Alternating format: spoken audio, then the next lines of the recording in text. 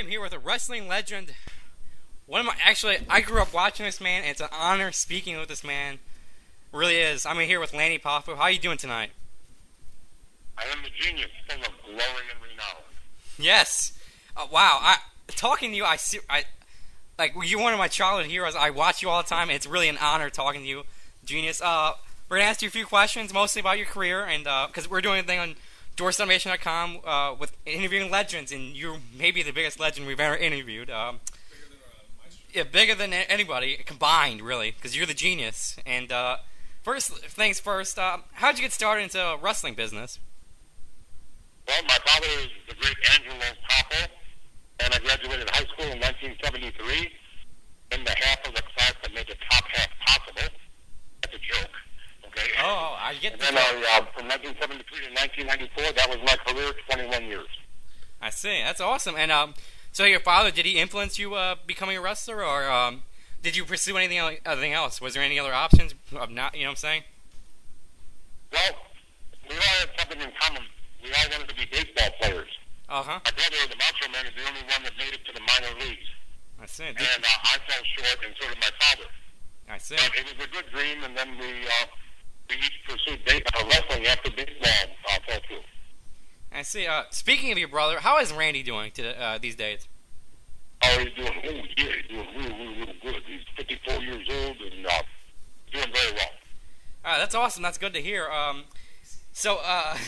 We're all so excited to hear talk to you. It really is an honor. And so you started with what was your first fed you start out with?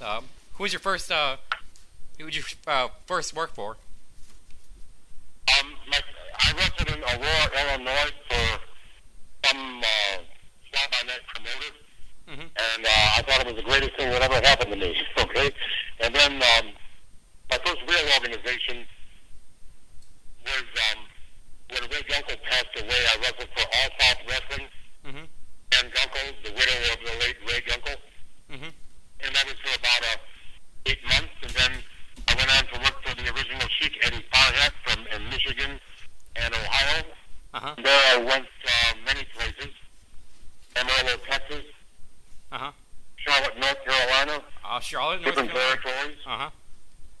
And then the Maritime provinces, and then finally we decided to have a family business, and we ran Kentucky, Tennessee, Southern Illinois, West Virginia.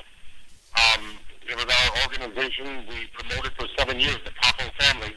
And then Vince McMahon got a hold of Randy, and then I came in later, and the rest is history. That's great. That's awesome. You go to WWF, and you became known as Leaping Lanny Poffo, and you were a babyface. First off, how did you get the name Leaping Lanny Poffo? Was it given to you, or did you come up with it? I stole it off of Leaping Larry Shane. I see. He was a wrestler from Detroit, and his career was cut short, and with his wife, he got in a car wreck. He wrapped his car around the telephone pole. Oh, that's sad. He was a really great wrestler, and I'm sure you could YouTube it and see Leaping Larry Shane. I'm sure that you'll see some great matches for him. I see. And then I became the Genius in 1989, and that was my favorite gimmick of all, because if you go on my website, LannyPoffo.com, you'll see some of my biggest matches against Hulk Hogan. And you defeated Hulk Hogan on the Saturday Night Main Event. Wow. I remember watching that as a child, and you know what? My brother, to this day, whenever he sees anybody in a cap and gown, he goes, "Oh, that's the Genius." Wow. What was it like defeating Hulk Hogan?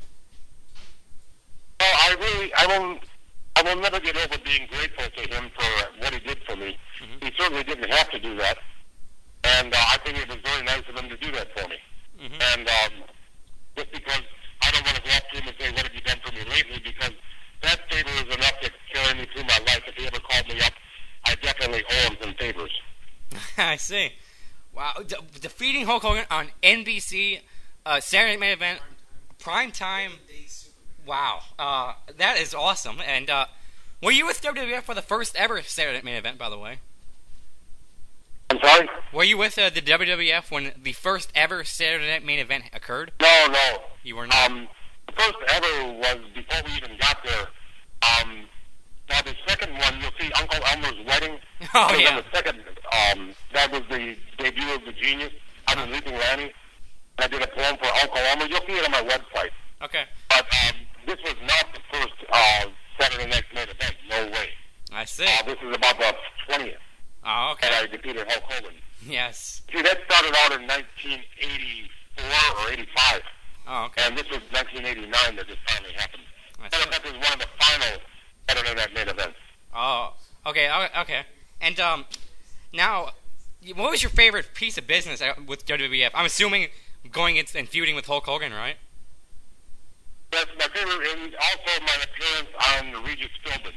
Oh, I did not know that. Regis told me that I was the funniest wrestler he had ever had, which I thought was great, you know? Yeah. Wow. You were on Regis. I did not see that. So go on my website. Go on the video section of my website. Okay, I'll do that. I'll do that. You also... And also go on the shop section and order my books and pictures. Yeah, I will definitely order your book. I was told by my friend. And your book, can we describe your book? To tell our fans on our website, how do you buy this book, and how much is it, and what's it about?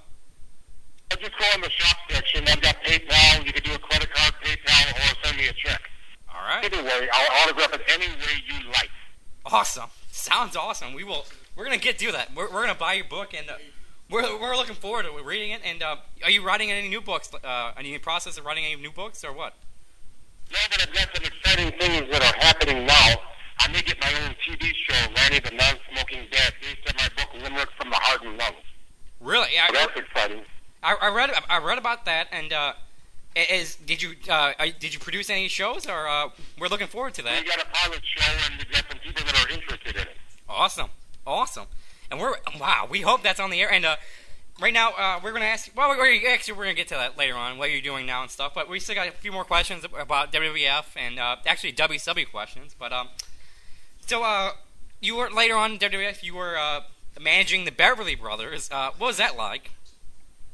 Well, that was all right. You know, I thought I was too young to be a manager. I would have rather wrestled. Yeah. I guess it was my time to be a manager. But now they don't seem to have managers in the WWE anymore. Yeah. Yeah, so, why? Well, I don't understand that. I always thought the managers were one of the best parts of watching wrestling, you know?